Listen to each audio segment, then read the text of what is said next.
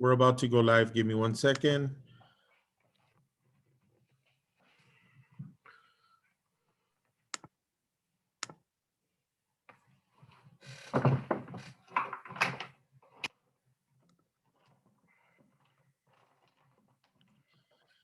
So welcome back to the 14th Annual Valley International Poetry Festival, and we continue with another workshop by the powerful and the most political and dangerous poet on the planet. Matt Sedillo is leading the personal is political in this innovative workshop. Students are given multiple writing prompts that flesh out their early experiences and place them against the sweep of history.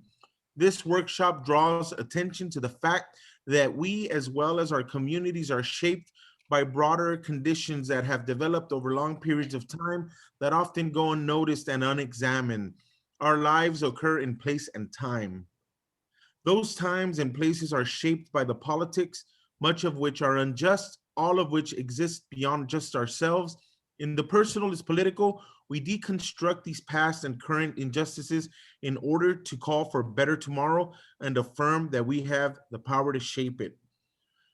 I introduce to you Matt Sedillo, a Chicano poet, writer, creative director, and public intellectual called the Poet Laureate of the Struggle by Dr. Paul Ortiz, and the best political poet in America by investigative journalist Greg Palast. He has been featured in over 90 colleges and universities, including the University of Cambridge, countless cultural institutions, including Casa de las Americas. Sedillo has been to various media outlets, including the Associated Press, the Los Angeles Times, C-SPAN, the Canadian Broadcast Corporation, and various stations throughout the Pacifica network.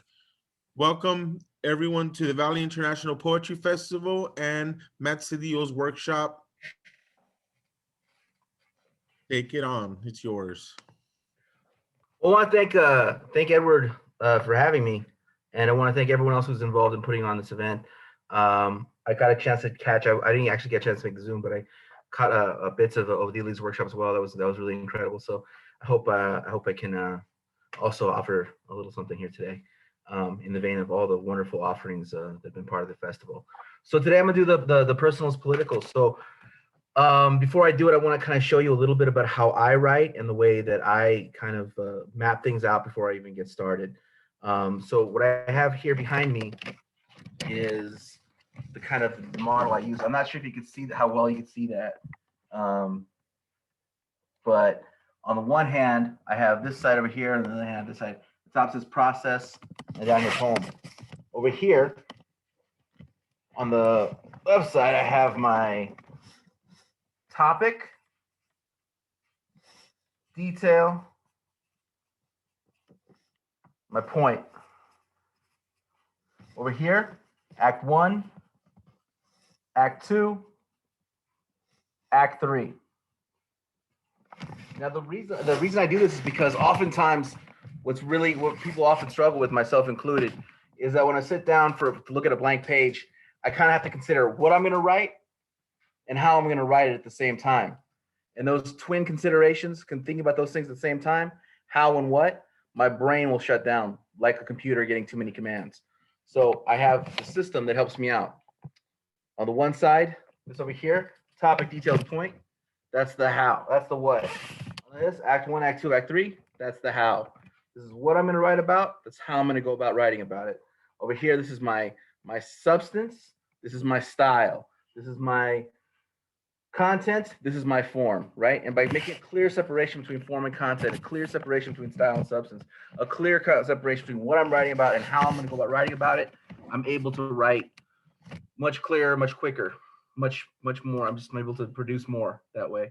And so today, before I get started, I want to show you a couple examples of this, and I'm going to put my finger up 1, 2, 3 to indicate that I have transitioned from one act to the next. You know, for me as an artist, a lot of time, you know, I'm an artist, but I'm also kind of similar performer. And in doing this, it's really important for me that people have kind of an experience when they see me, not just that it was well written. I mean, of course, I want everything I do to be well written, but also when people have an experience. And for me, For them to have the best experience is to have multiple experiences, right? So oftentimes you hear people talk about a film, they say like I laughed and I cried, right? So they feel more than one thing. They have a multitude of experiences. So that's kind of what I try to pack into my poetry. So I'm going to do two poems and show you how it was done using this topic, detail, point, as well as Act 1, Act 2, Act 3. So this first poem is La Reina. Los Angeles full of abuelas who raise grandkids in Spanish of the watchful eye, Cuauhtemoc, the Virgin Jesus. Make a village out of a duplex raised Catholic, but the roots are indigenous. Several generations of family extensional growing one plot. Hand-me-downs under shared rules, rooms, and reflections. In la quech, porque mi casa es tu casa, and promises family living. Las palabra. Light a candle. Burn some sage, pick your saints at your altar, the sign of the cross. The sound of the conch and prayers lit the four directions, that's culture, not contradiction. Folks in the back, they fight for a living. 515 hail from the rowdy section, Dodger Stadium, but the heart still burned with the fire from that Chavez ravine. And here is home, Lorena. At 54 cents on the dollar, America's most exploited worker. Neglected, disrespected, underrepresented, presumed incompetent. If she lives life as expected, she'll be labeled statistic. If she managed to outpace them, threaten, they will blame affirmative action, but either way, they will not see her. They will demand her labor, paid and unpaid, smiling, her eyes humble, her mouth silent. Lay the river. Cities past, present, and future. The Queen of Angels. Invisible to those who float. Through canyons, lagoons, and cemeteries, whitewashing adobe through a series of fevered dreams connected by a bridge called her back to those who make demands.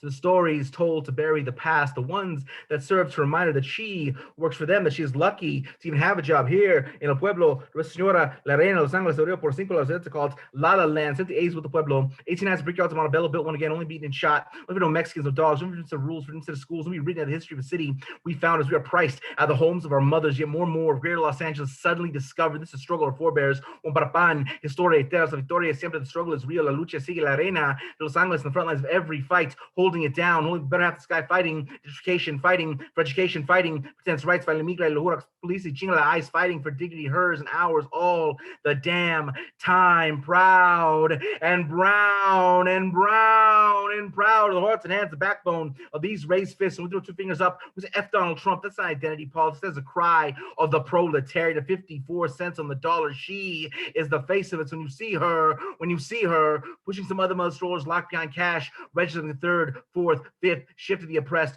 show some respect, bow your head, bend the knee, all hail la reina, the once and future queen. So how does that actually match up with what I was talking about here? This process to get to this poem. Well, the topic I was going to write about here, the topic as we see up here, was going to be about, all right, I'll just explain it. This is too much. The topic, what I was dealing with is basically the struggles of working people, particularly women in Los Angeles. The details I was going to use was LA history, broader Chicano history, very specific things I wanted to get in there. I wanted to get in stuff about the brickyards, Siemens brickyards. I wanted to get in stuff. I wanted to make some references to some books, such as Whitewashing Adobe, as well as Bridge Culture Back. I wanted to make references. So I knew a series of things I wanted to hit. And I knew that somewhere in this poem, these things were going to appear. And so I figured out, okay, so those are my details. So my point was that, we got to fight the power, we got to fight back.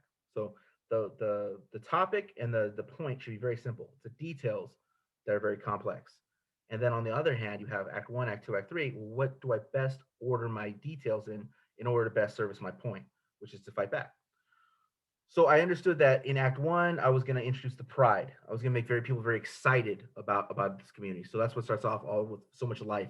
Los Angeles, full of abuelas, raised grandkids in Spanglish, and the watchful eye, walked them with the Virgin Jesus. So I'm setting you somewhere. I'm setting you the sights and sounds of like a neighborhood on the east side of Los Angeles, as well as like maybe like a duplex. So let's talk about duplex. There's my family living there. So it's kind of just this kind of household.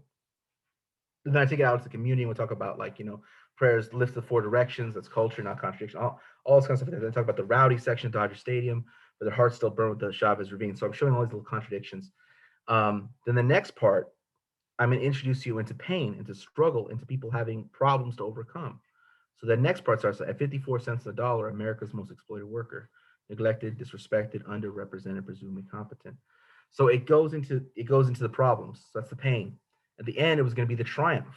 So at the end, it's going to be like, okay, yes, I said all these problems. Yes, we have all these issues, but we're going to overcome them. We're going to overcome them. Why? We're going to overcome them because we're great. We're wonderful. We're going to overcome all our problems in Act 2 because of what I introduced in Act 1, which is just the magnificent culture and this strong fighting people, and that's why we're going to win in the end, right? So that's how it is. And in that, the concept of la reina is introduced in pain and vulnerability, and it's hurt. By the end of the poem, it returns very strong and with power. I don't know how many people caught the read I did last night, but I did a poem called Pilgrim. Same thing.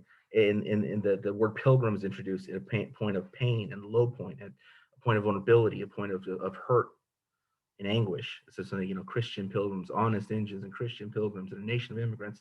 By the end of the poem, who you calling immigrant, pilgrim? So this idea is introduced in a humble kind of way, but it returns. It returns with power and strength. So that's kind of like some of the techniques I use to write. This next one I'm going to show is actually a poem about gentrification. That's the topic. And the details are the sights and sounds of the 5 neighborhoods of the East Side, which are El Sereno, East Los Angeles, Boyle Heights, Lincoln Heights, City Terrace. And so that's kind of those are the details. And the point is very simple, again, to resist gentrification. Now, what's interesting about this one is that the 3-act structure is where I put a lot of the ideas behind.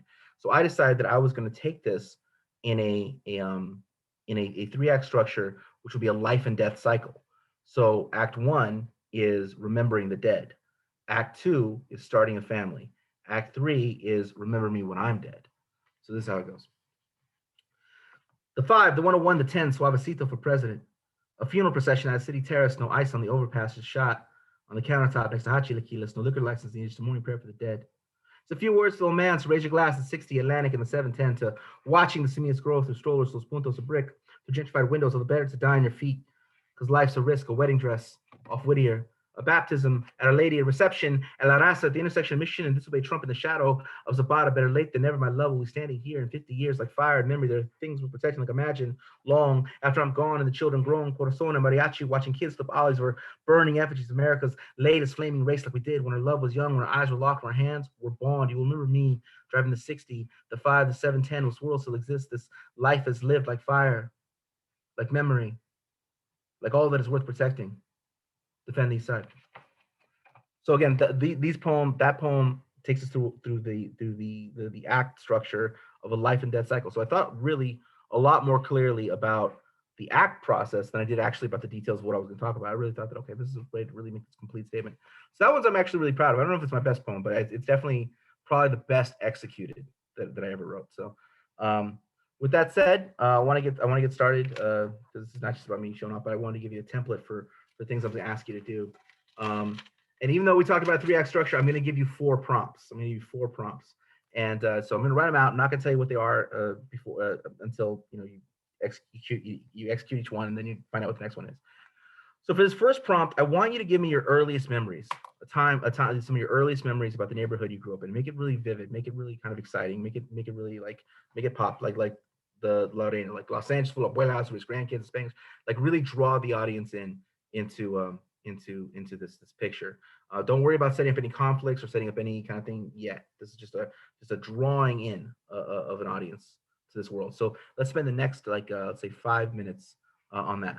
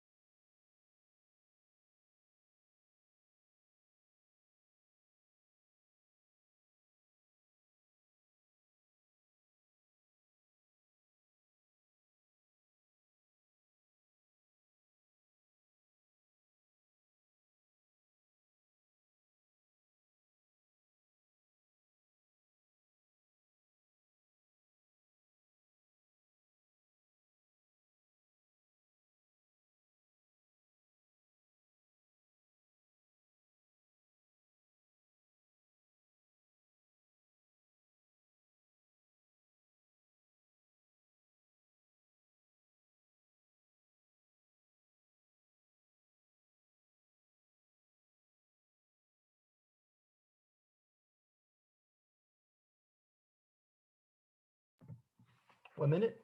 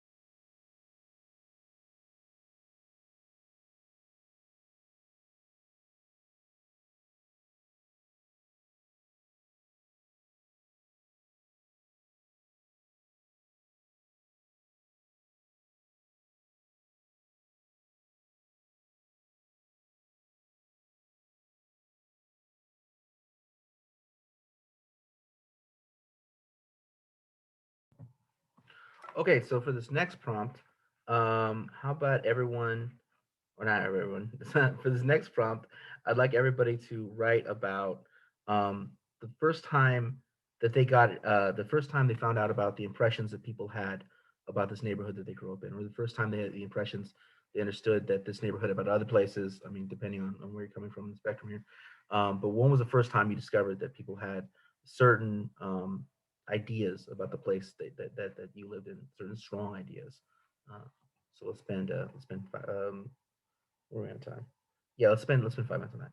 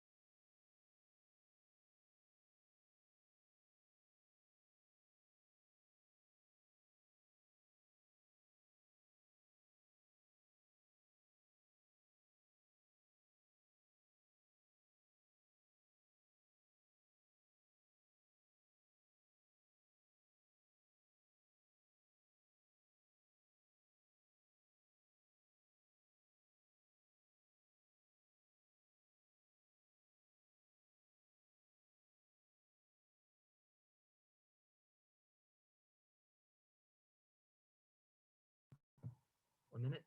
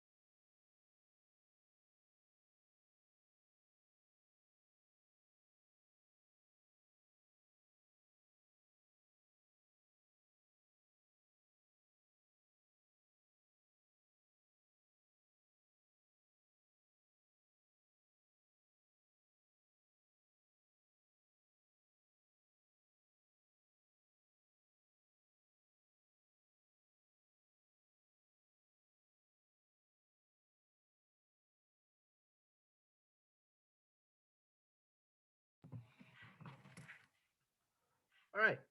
Now for the next part, I'd like you to write about how these exact same ideas and larger social forces affected the lives of your parents. So how do these ideas that you just wrote about, how did those affect the life of your parents, and how did it shape them? And in this way, we're looking about how these things that we're writing about aren't necessarily just about us and the way things affected us. It belongs to a larger social problem that affects that affects the whole community. So at this point in time, I'd like you to write about how these same things you just wrote about affected the life of your parents.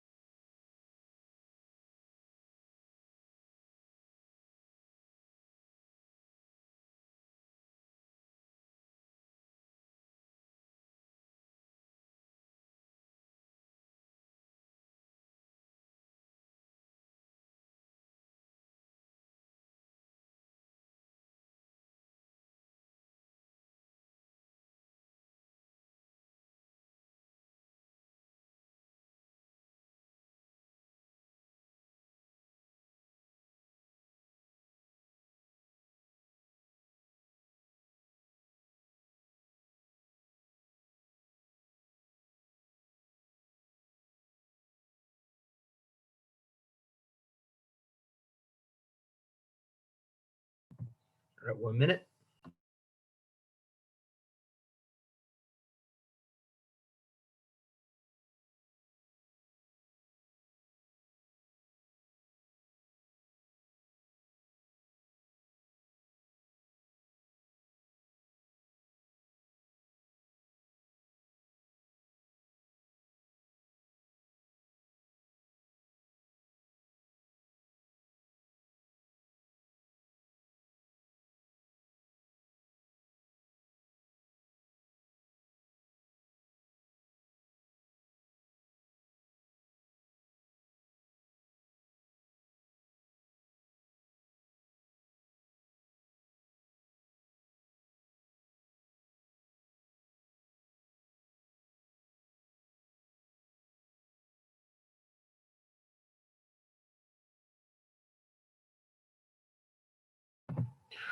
Okay, so the home stretch of this is our final part. This is we're bringing it all home. So here is what are you going to do to fight for tomorrow, to fight for better tomorrow? What are you going to do to bring about the changes that you want to see? This last part is kind of a call to action. What is it that you want to do? What is it you think people should be doing? How can we solve some of these problems that you've introduced throughout this poem?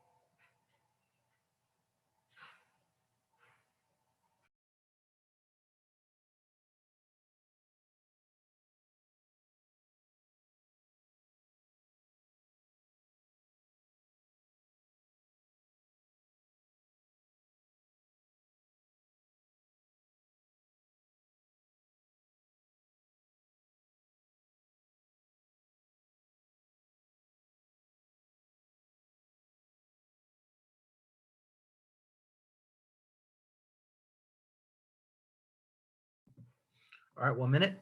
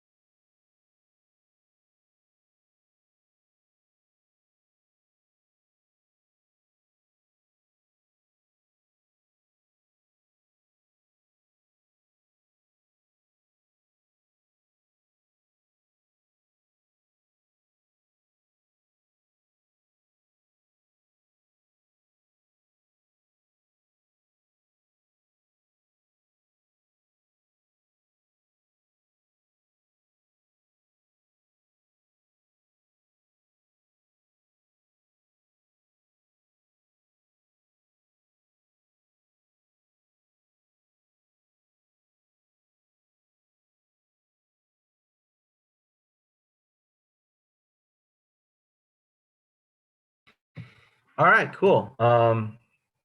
Pens down. All right, so I'm really excited to hear what everyone has to offer.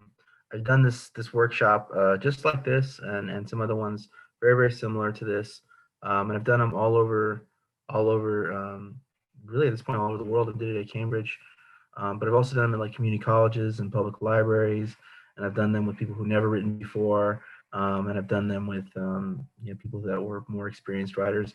But this is the first time I think I've ever done the workshop dealing with like this many professional writers. So I'm really curious to see what comes out of it. So this is really exciting for me. Yeah, I've done this with professional writers before, but I've never done this with so many people that I know personally and have such great respect for. So I'm really excited to see the results of this particular workshop. So who would like to go first?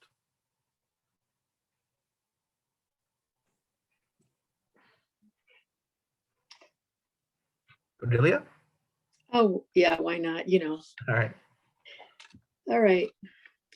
The little park where my brothers played b-ball and baseball, where we played on the slide and swings, where none of us were allowed to go after dark. The big yard next door between our cousin's house and the mixed family who had the boxer dog named Muggsy. That yard or prairie, as we had come to call it, had a house set on it once. Mrs. Kane, the only old white lady on the block, said it used to be the only brick house on the block before it burned in a 4-alarm fire. Some people said the blaze lasted for a whole day. Across the street was taken up, the whole block was taken up by the candle factory and its loading dock, the corner bar that Dad used to spend time in when he didn't want to come home from work. The Blackstone Rangers lived on our street. 2 brothers lived right across the alley. They were the White family. I played with 2 of the sisters and an older cousin. Sometimes the older girl would say, "Your family don't belong on this block. Your cousins neither. Y'all go to Catholic school and you think you're better than us. You're not. Just like that long hair you got, it's dog's hair, not better than ours." I'd keep staring at the jacks and the ball and wouldn't look up or take my turn. I wouldn't say "you're wrong" to her because I didn't understand. Mom would ask, what was she talking about? I'd say nothing. We didn't have a car anymore. Mom said the repo people took it because my dad spent all his money in bars, didn't pay the bills. He had to take public transportation from our house on 73rd and Woodlawn to 106th and Torrance on the far east side of Chicago, where Wisconsin Steel Mill had its operations. One night coming home, he got jumped by about 4 guys. Dad was pretty beat up. He was beat up bad. I heard Mom ask, "Did the Negroes do it? If our lives matter, then don't Black lives? If Black lives mattered, all lives would matter." We hear even our own people saying all lives matter, as if it's a competition. The cops kill all our peoples with impunity. What we need is BIPOC unity, not more of the same, not more of the same insanity. Something like that. I couldn't read my writing there at the end. Thank you. It was interesting. Thank you. Thanks, Fantastic. Matt. Yeah. What was interesting about it, about the process? Just to divide it up like that into, I don't usually write in parts like that. So it was interesting. And I've been working on a memoir, so this helped me to recapture a memory that I didn't have, but I got in touch with it, so I'm glad. I'm glad that happened. I really enjoyed the poem. I mean, the reason I do it this way though is because even even with inexperienced writers, when they have these kind of like logical jumps, it takes on like the rhythm of a dream, right? So even if they're not experienced writing, it becomes like this. It becomes very poetic because yeah, and it felt like it jumped from the past because I was about 10 years. I was maybe about 9 or 10 when this memory, the beginning parts happened, and then it jumped to the future, like with Black Lives Matter. So from my mom asking my dad that. So when I was 10, it was a long time ago. So like in the in the 60s. So yeah, that's why the word Negroes instead of blacks, because they didn't say blacks back then. Okay, well, who wants to come up next? Who's volunteering? I could go next. Who's this? This is Brent. Brett, before you get started, what did you like about Delia's poem? Say it again. Before you get started, what did you like about the last poem we heard? You know, I actually wanted to read next because she touched on a lot of things that felt kind of close to home to me. And it made me realize that, when we work through this process, we often, reveal these kind of universal qualities about ourselves. And in a way, just going through this kind of workshop so openly with each other, I think it also shows another part of ourselves that we don't even show when we have something completely polished that we send off to a journal or something like that. So it felt like I saw a part of your piece that was a part of you, that it resonated with the part of me. I don't know if I'm making sense, but hopefully when I read my piece, you'll see what I mean, because a lot of it felt kind of like there were some parallels. Thank you for asking that too, Matt. The door leading out to the garage, covered in doodles and birthday cards, is locked. Popcorn ceilings, vinegar mist sprinkling off the windows. Mom working a paper towel in circles. I'm on the ground. Our brown dachshund is sleeping next to me. Gray calico cat on the white tile kitchen counter looking down at us. When I look at the old neighborhood from a satellite image today, I see that pocket of suburban American 20th century life. Basketball, rollerblading, video games, Mexican family next to a Korean family next to a Filipino family. It wasn't until I got a job in a white neighborhood that I realized my childhood was different from theirs. Dad grew up without a lot of money in Mexico, so the tract homes in California were a sign that he made it. Mom was from a small town in Wisconsin. She was happy anywhere with sunshine. They knew we would feel the weight of the neighborhood as we got older. Now I think, how can I help? And who am I, half white, half American, to come in like some kind of savior? All right, thank you, Brent. That was very powerful. Who would like to go next? I'll go. Kim, before you get started, what did you like about Brent's poem? So like Brent said, there are just these universals that we can all relate to. And I could definitely relate to a lot of what you were saying, Brent. And it was hard for me to picture your kitchen, not as my kitchen. And definitely, talking about the half white, half brown experience there at the end, I was like, oh yeah, get it. Totally get it. And it's kind of like what I was touching on in mine as well, to a certain degree. Before you get started, Edward, can you change the pins? Edward's asleep on the job. I don't have any control over these pins, so that's people. I'm sorry. Okay. Kim? Okay. All right. Let's see. Desert covered in deepest blue, in shadow of a mountain that threw no shade, where houses grew out of sand and grass was forced between the grains, and foreign trees rooted, tearing out the creosote, lifting fauna into stones. Everyone was white on this side of the freeway, where middle class lightened skin and tangled Spanish tongues. The place with only one city bus stop, over by the school, the one that only Maria used on this side of the freeway. The things in this place that pulled at my mother, threatening to rip her farther from her brown. And my father, white country boy in this place, belonging, but humbled by city life, where lawn was a thing. And Maria's refused to share space at the dinner table, no matter how many times he invited, caught between. In this place of wind and sand and sky and mountain, where class is a house growing out of the desert, and brown disappears, where children must be either or. No más, no more. But the answer isn't an easy ending in this segregated de facto, this colonized suburbia that we'd never call colonia, because here the colony wears mall purchase labels like vows of loyalty to a citizenship that the city still doesn't enjoy.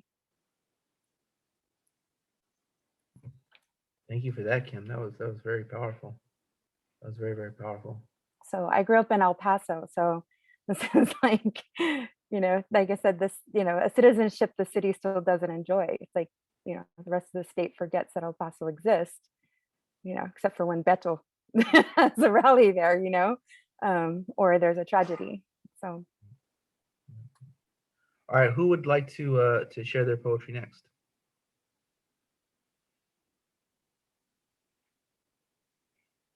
Who would like to volunteer their friend to share their poetry next?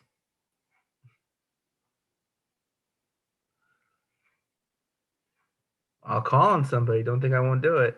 And I'm still pinned. And Kim's still pinned, so don't go away. Mary, would you like to share a poem? Your poem? I just brainstormed, so I don't really have a poem. I have lists, and I have one thing I realized was writing about my mother was that my mother complained, but she didn't gossip. That's interesting. They said she had a chip on her shoulder, but this chip saved us from being targeted by the priests. And so I got to this point where I didn't know where I was going to go. Well, I'm not sure if you're going to poem right now if you're just talking to me, because that sounds pretty poetic.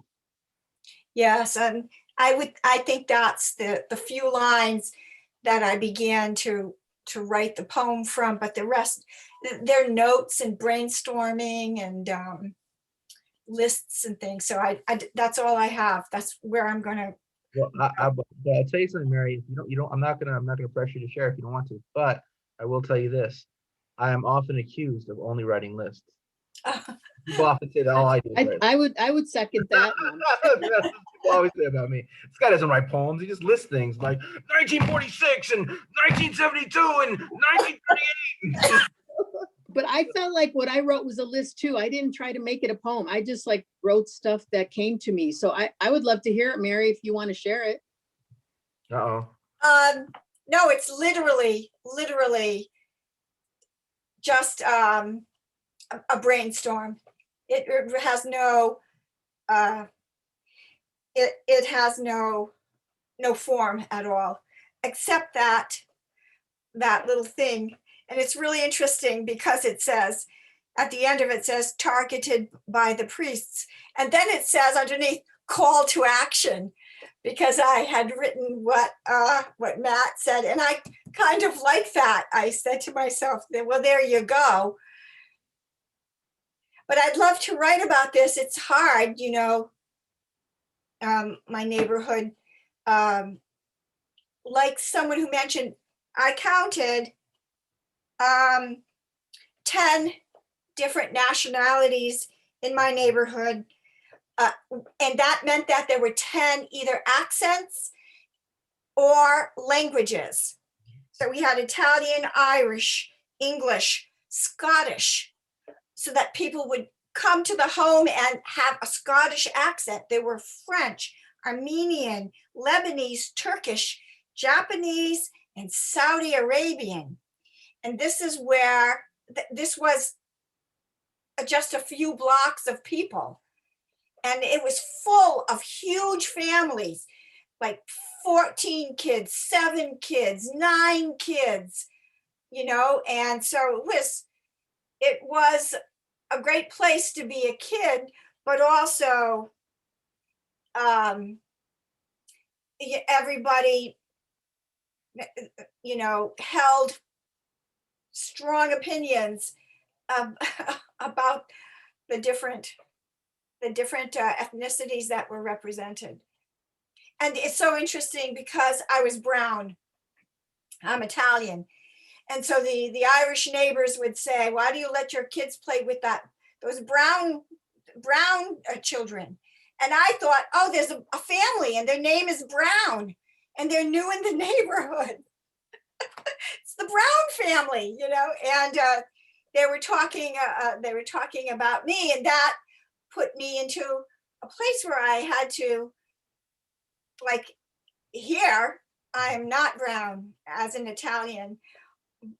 So it's all relative, but I need to write about this in a sense, and come to the place where, like Brent came to, where he says, you know, who am I to make, have this input, and how, and what will it mean? You know, how do I manifest it? Because I'm older and I have a whole life of activism behind me. And so I don't know, I no longer question who I am and where and what I speak to, but still in the back of my mind, I need to write more about it. So thank you. Thank you, guys. Okay. Thank Before you, you go, folks. Thank you, folks.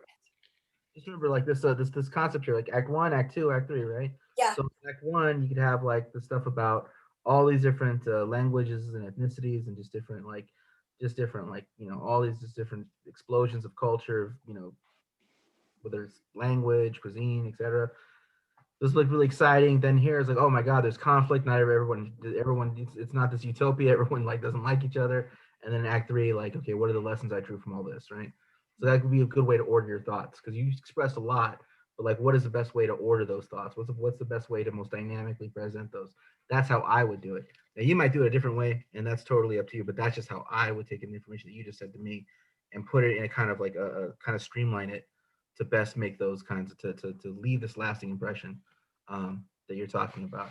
So this because the system, you know, the 3-act poem system, it's really, I don't know, it's been really effective for a lot of people in a lot of different places, coming from many different experiences. Because really not, I'm really not trying to tell anybody what conclusions they should draw from their experiences. I'm not telling anybody what to think. It's more just like, this is how to make a really dynamic presentation. Because, you know, I'm not interested in what people think I think I should think. So I don't presume to tell other people what to make of their life experience either. Tom, do you want to share something? I see you there, Tom. Yeah, I'm here. I'm just gonna say that I kind of ran out of gas, and I'm trying to. I mean, I wrote down everything that you got there, and the prompts and your diagram and everything, which I really like. But the running over my neighborhood is kind of what I did in my last book, and I've just written a novel that I'm revising and stuff, and it goes over that same stuff. So it's kind of like, I don't know if I can add anything here. And so, but I love the idea here of this, and I really enjoyed hearing what people have to say and how you construct this. And so I think that's one thing I will be using in the future. But I just felt like I was out of gas for any new ideas on this and looking at it. Sorry. I know you've been running a marathon with these attending workshops and doing. Oh no, yeah. So I know Imagine is awesome. Before I let you go though, can you tell me, because we didn't really get a chance, what did you like about Kim's poem? I really liked it. Well, I liked the lines about it. I liked really the idea of like this diverse neighborhood and everything. What it brought up, conjured to me, was something actually from my childhood. Is the guy that lived behind me, his father grew up in Cleveland, and he talked about how, like, if you were on the wrong street, that was a whole nother neighborhood, and you could get your butt beat and everything. And so that's what that brought up to me in a lot of ways. And even some of the problems that we had diversity in our own small community was predominantly white. I mean, there were some Asians and some African Americans. And I remember one time this African American man came and with his daughter, and he said, and he accused my brother of calling his daughter the N-word. And my brother said, I didn't do that. And she said, no, it wasn't him. They live around the corner. And they zoomed around the corner and confronted this family and everything. So that is something I have not written about, but that's because of what she talked about right here, that thoughts came up to me. So yeah, well, I think that was actually Mary's brainstorm. But do you remember Kim who wrote the poem about El Paso? Oh, I'm sorry. No, I know. The way I structure is I have people talk about the last poem they heard.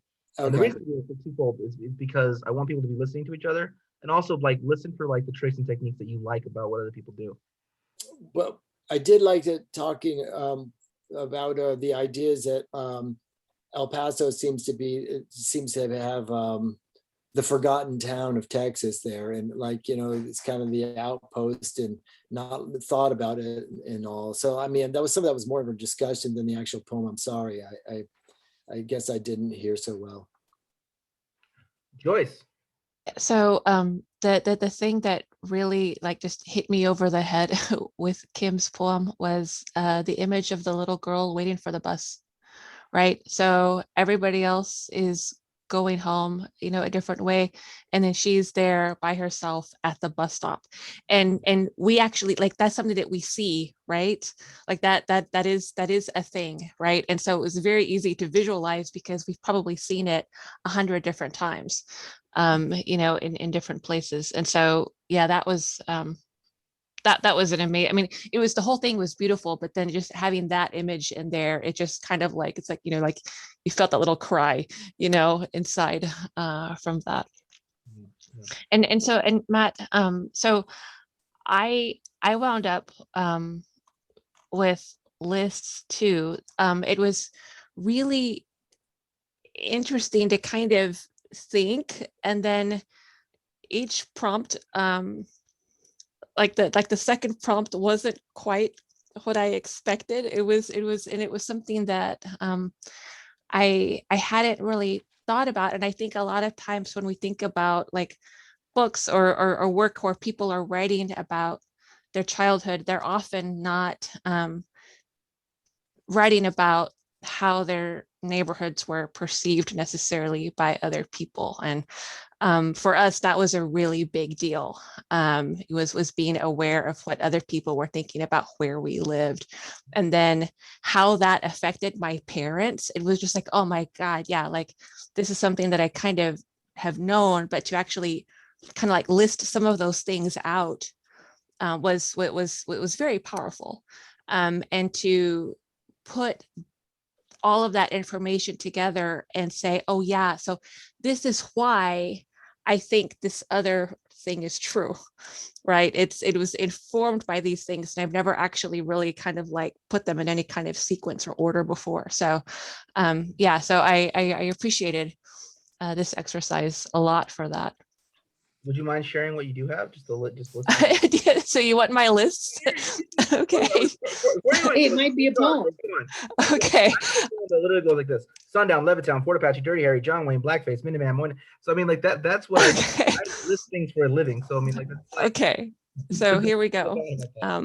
Japanese plums, sweet and fragrant, roosters chasing me and popping his sharp beak at my bare ankles, warm flour tortillas and butter, afternoon pan dulce and coffee, hanging on the cyclone fence, fingers wrapped around the hot metal, talking to the children in the house behind us, fire ants crawling up my legs and too shocked and indignant to run away, gunshots, turn off the lights, forget the homework, go to back room and go to bed, hanging clothes from the line after wringing them, soapy water feeding the fig tree, tortilla dough dirty from rolling it off the kitchen table and down the slide on the swing set outside, KCOR on the kitchen radio.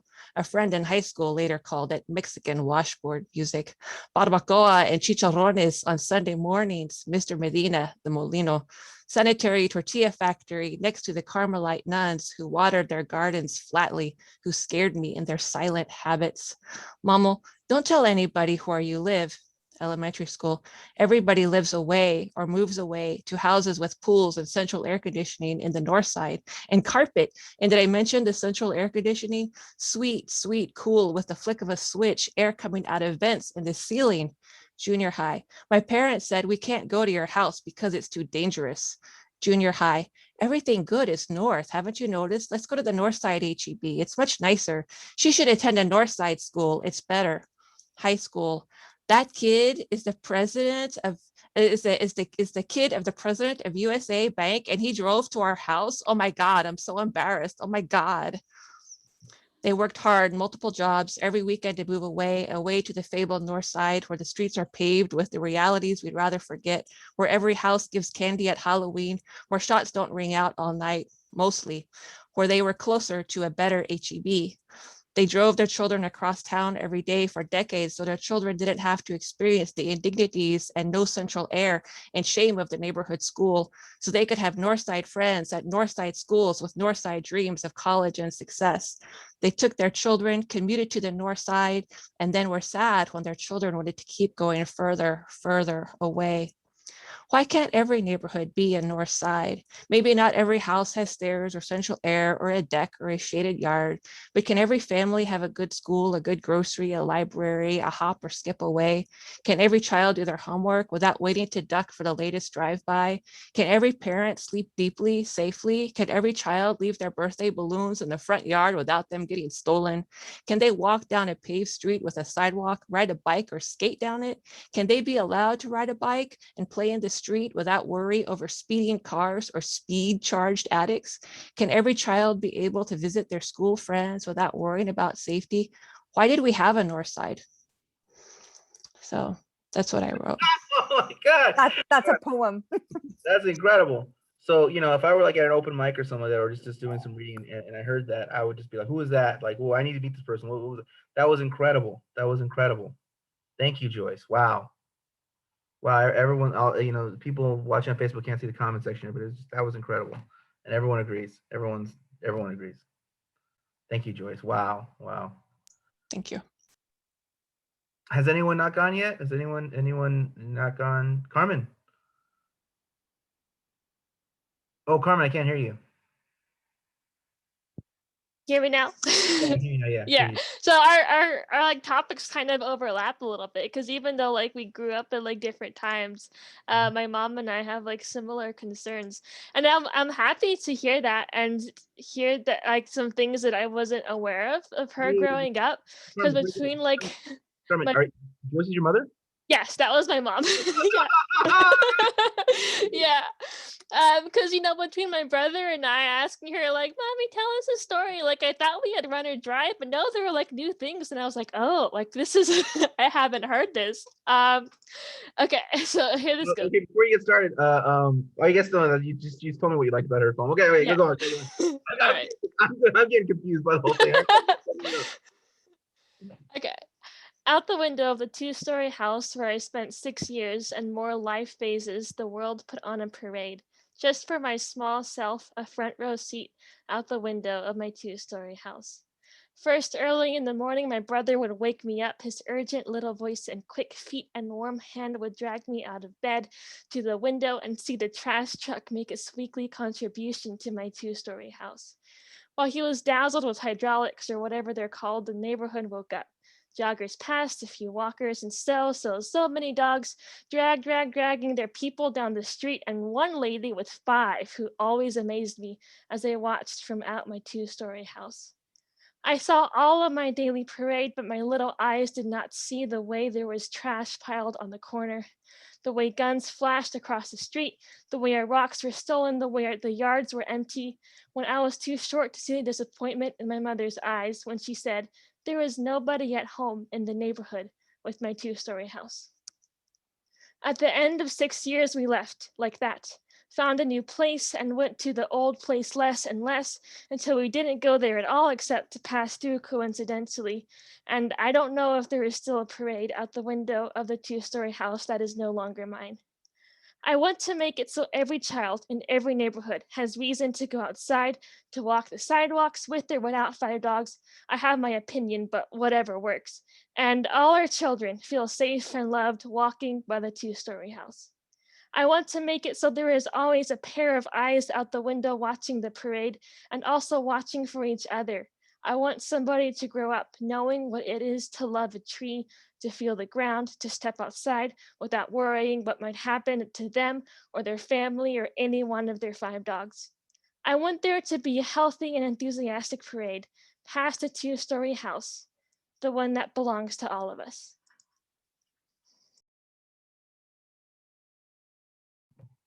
Wow, wow, that was incredible. Wow. Mic drop. Yeah. This is wow, this actually is a first for me. I've never led a workshop with a mother daughter or parent child combo like that. That was really both of you. Wow. That was incredible. So I'm gonna do something I've never done before. I'm gonna actually, Joyce, can I bring you back to tell me what you enjoyed about Carmen's poem? Oh my God. I usually don't go backwards like this. Yeah, no, so the parade actually was like the perfect language, I think, because a two-story house in people's mind, normally the bedrooms are upstairs, but this house was upside down, the bedrooms were downstairs. And so we spent, every time, all of our time upstairs looking down. So yeah, just Carmen, that really brought me back. And then that just remembering, I'm glad that it was a good parade for you, but for me there was a lot of worry because like there were some drug dealers that kind of like went back and forth a lot, and you never wanted to get in the middle of their business because there were some rough things happening there with those guys. And so yeah, and then Carmen just having that, I think that community is very important, and then the way that she expressed it with saying that she wanted those eyes, right? Like you want to have people watching out for you and watching out for your kids when they go outside, and that that sense of feeling safe because if you yell or something, somebody will hear you, right? And if you fall down, somebody will see, and that's kind of like a very like Leave It to Beaver kind of image of a neighborhood, right? But why not, right? Why not? Why don't we take care of each other like that? Thank you so much, Joyce, and thank you everyone who's participated. Thank you, Joyce. Thank you, Carmen. Thank you, Mary. Thank you, Odelia, and thank you, Edward, for putting this on again. Thank you, Kim. Thank you, Tom. Thank you, everybody who participated. It's been really incredible. For those watching, oh, Odelia, you want to say something? Yeah, can you tell us the second, you said the first one was describe the neighborhood, and what was the second one? The second was describe the first time you heard about outsiders' opinions of the neighborhood. The first time you came in contact with people, ideas, whatever they may be about the neighborhood. But if you cover something, Okay, then the ideas your neighborhood had about other neighborhoods also works, But well, I that's had a lot of neighborhoods, so it's going to be great. I think I'm going to do one for each neighborhood, and I think it'll really help my memoir. So thank you so much, Matt. And I was only kidding about your list. I appreciate that. So I appreciate everyone. For those watching or who may watch this later, just my general, I always feel remiss not to leave this kind of general advice for those who want to be writers, want to take their writing seriously, want to do it professionally, or if not do it professionally, at least get a bigger platform for the writing. The biggest thing when it comes to this, in my experience, the best advice I have to offer is that what you really need to do is develop a style and turn that style into a discipline, and turn that discipline to a standard of excellence that you hold yourself to every time. So in that way, you become the world's leading expert as to why you are excellent. And once that happens, nobody can invalidate you, and you're not going to be looking for validation in every direction. You will know why you're great, and once you know why you're great, you can move the production of your own genius from your subconscious mind to your conscious mind. Become a student of your own mind. Become a student of your own best impulses. Understand when you strike gold, how you did it. Why you are great can be a mystery to the audience, but it should never be a mystery to you. So that is my advice for those who want to take their writing more seriously. With that, I'll be respectful of time. I know I'm 2 minutes over. So thank you so much, Edward. And thank you so much to the Rio Grande Valley Poetry Festival for giving me this workshop. Thank you, Matt. Okay, I'm unmuting myself. Thank you, Matt, and thank you everyone who attended the workshop. I hope from the sounds of it, you all got some good material and some good bones for future writing, of course. I was thinking about that, what Odelia was saying about having, a lot of neighborhoods and just that can go so many ways and in so many directions on different types of writing. So all you need sometimes is that little push, that little nugget to help you explore your own writing, and that's what the workshops do, right? Sometimes you know, it could be a workshop about one thing and it'll lead to a different type of writing. Sometimes it opens up things that you had probably treasured inside your mind, and everything that Matt was saying toward at the end was gold, and everything that he taught today was just priceless. And I thank you for the time that you honored us with, and I hope that everyone picks up your book so they can, you know, see, you know, your writing, and it's not just lists. Right. Some of it sounds like it, looks like it, but they're lists that come together to create a meaning. And so I want to thank everyone who's attended. I'm just in wow about what I've been hearing late in the last you know, few day in the last couple of days. Today, Joyce and Carmen, you know, the mother-daughter duo, that was amazing. Um, you know, keep doing what you're doing. Good to see all of you sticking around for you know, reading to workshop, workshop to reading. And go to valleypoetryfest.org so you can continue to see what we have going on. And I appreciate you, whether you stay on or you come back tomorrow. Thank you, and we'll see you soon. So check us out on Instagram, check us out on Twitter, check us out on Facebook. And we started a YouTube channel too. So if you missed the Plática with Luis Alberto Urrea, just Google Rio Grande Valley Poetry Festival and YouTube, and you should see the first post from yesterday. And I'll try to um, collect the recordings and post more stuff as we go. But thank you very much. And if Edward, you how have, about tomorrow? Do sorry, you have to sign up for what's happening tomorrow? It seems like a good long list of things. valleypoetryfest.org. It's too much for me to uh, list for you. Are Um, do but you go to, recommend we sign in ahead of time, or can we just join? I guess that's my question. did you register? I registered in general and Okay, responded so to today's workshops, but I there, haven't you had should a have access. chance to look over tomorrow's. Check your email. You should have access. You should have the hookups to the rest of the events and the rest of the readings tomorrow morning. Let me go in here. Tomorrow we start early in the morning. We start with a 9 a.m. workshop by McAllen Poet Laureate Rodney Gomez. It's a speaking through image and visual poetry workshop, followed at 11 by Michael Rothenberg, a poetic journal.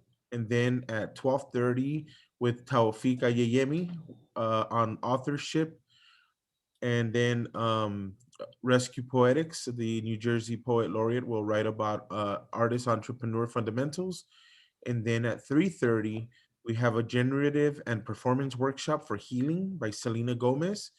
Um, and then at 4:30, it's a Spanish workshop by Julio Serrano Echeverria from Guatemala, one of our featured poets. And then at 7, we have the registered poets reading. So if you're registered, you're able to come on and read a poem for that reading. And then that's the last of Saturday's events. So if that was too much, you could go to valleypoetryfest.org and see the rest of that. So we are Central Standard Time. So we're an hour ahead of the East Coast, and I think we're an hour behind from the East Coast. So I always Google. I always say I'm Central Standard. What's the difference between Eastern Standard and or Mountain or whatever, wherever it is you are, and it should tell you what time it is in your area and what time it is Central Standard. So, okay, for example, right now it's 7:37 p.m. Central Standard Time. So look at your watch and you know where you're at. Oh, okay. So it's from California. It's just a 1 hour difference. 2 hours. 2 hours, okay, 2 hours. So if you're starting at 9 a.m., I gotta be here at 7. 7 a.m. Woo! Okay, I do that anyway when I teach, so I'm There good. you go. It's for the hungry. Yeah. Hey, but we stay up late and you get to finish early, right? So yeah. So thank you Are you again. closing this out, Edward? Um,